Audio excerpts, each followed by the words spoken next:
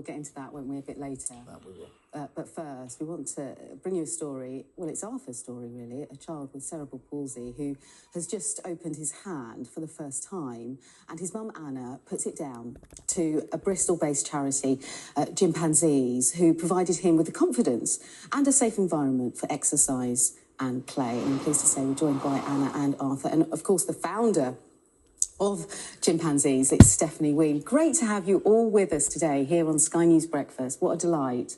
Anna, I'll start with you first of all. Thank you for waking up so early, first of all. Can you just bring viewers up to speed about your journey with Arthur and the problem you've had with play areas, I suppose? Well, I think from age 2 to 3, we started to notice the difference when we go to parks or any party, any event with other children his age. And he was just so disappointed because most of our mainstream world is not accessible for our children. And even places that are, it's still just not safe enough. And so we just couldn't believe it when we found Gympanzees. And how important has that change been for you, Anna? Because you do take for granted, I was in the park with my two yesterday evening, you know, it's just a patch of grass with some swings and a slide, but you do take for granted that actually for anyone with disabilities, it's going to be a challenge? It's even more than a challenge for Arthur. He's actually afraid of parks. So to see the complete contrast when we got to Gympanzees, it was just wonderful.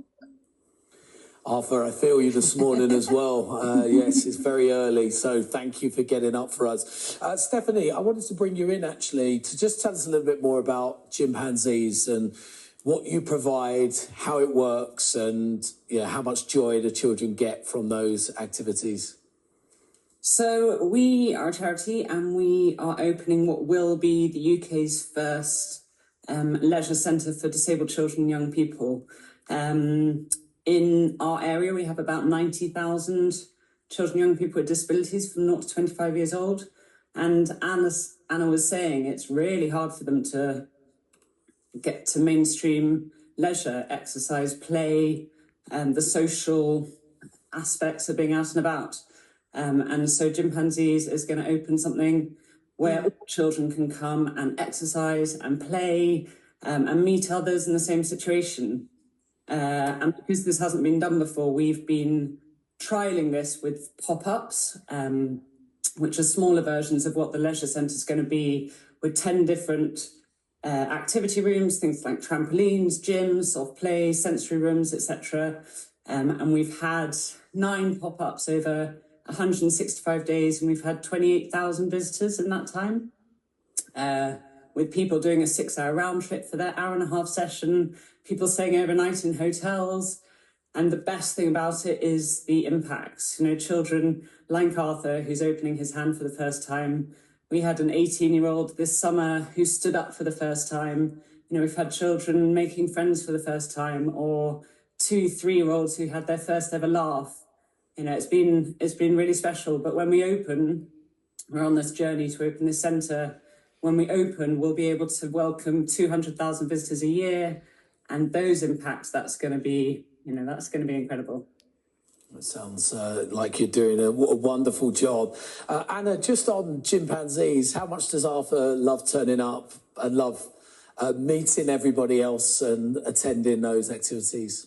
Oh, it's amazing. It's spectacular. I mean, Arthur, is Gympanzees your favourite place ever? Say yes.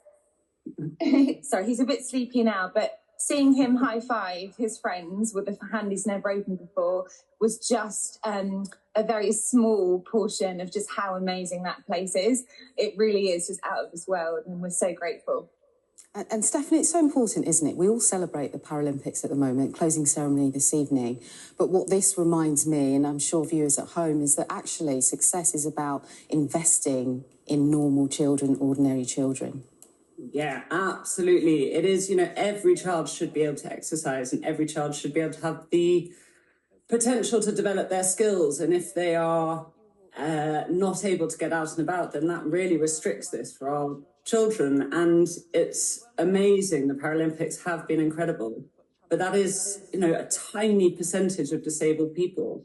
And everyone deserves that chance to be getting out and about and to be having fun and to be exercising and improving their health and well-being.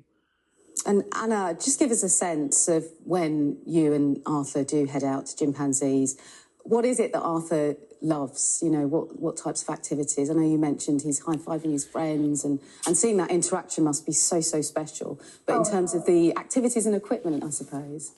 So he loves everything from the trampolines, and usually, obviously, he's afraid to go to a park. So he's got trampolines, swings. He even loves the gym and will try like the vibrating board, which is something I never thought he'd do. But personally, I think our real favourites, apart from seeing him use a soft play for the first time, is the light and dark sensory rooms. I mean, it's literally out of this world, and both of us enjoy that, don't we? We love Gympanzees. Thank you so much, Annie, Arthur. We'll let you go now, get some cereal perhaps and watch some cartoons. And Stephanie Ween, thank you so much for joining us here on Sky News Breakfast. Thank you.